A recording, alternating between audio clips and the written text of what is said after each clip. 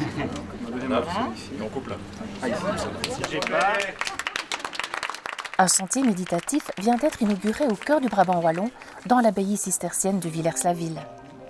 Un lieu enchanteur, classé au patrimoine exceptionnel de la région wallonne et qui attire chaque année une centaine de milliers de visiteurs en quête de dépaysement, de détente ou encore de spiritualité.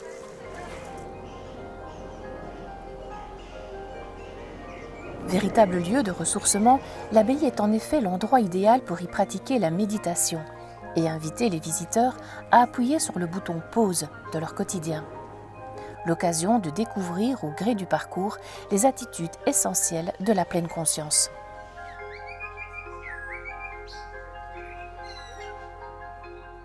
Alors Ilios Kotsou, vous nous invitez à prendre un chemin, un sentier, mais pas n'importe lequel.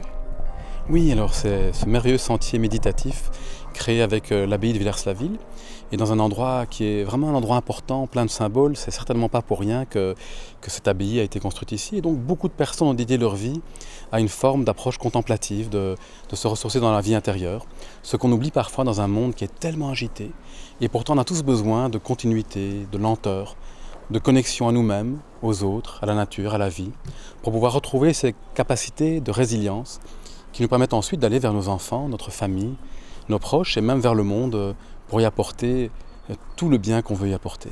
Et ce sentier, il peut être vu quelque part comme un sentier extérieur. Il y a un début et 8 étapes avec 8 panneaux qui nous invitent à 8 attitudes d'intériorité. Et en même temps, c'est aussi l'occasion d'un chemin intérieur. Comment chacun d'entre nous, nous déposons à travers chacune de ces attitudes. Ça peut être l'esprit du débutant, la première. Ça m'invite à regarder les autres, ma vie, peut-être mes proches, mon enfant, mon travail, avec un œil différent. Une capacité qu'on a tous et toutes eue lorsqu'on était enfant, mais qu'on a parfois perdu en route et qu'on peut retrouver, ce regard frais.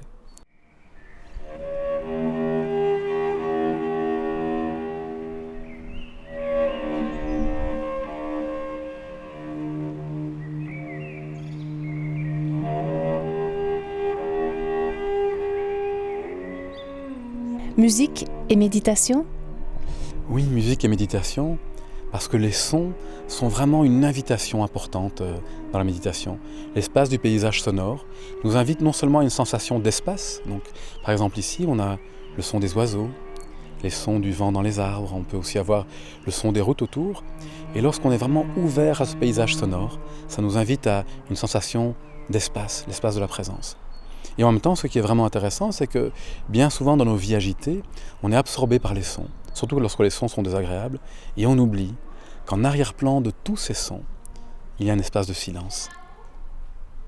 Comme un espace dans lequel on peut retourner, dans lequel on peut se déposer, se ressourcer, pour ensuite revenir à la vie.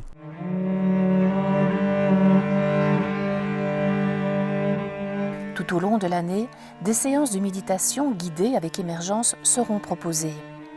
Une méditation à pratiquer sans modération pour se reconnecter à ses émotions et à son environnement.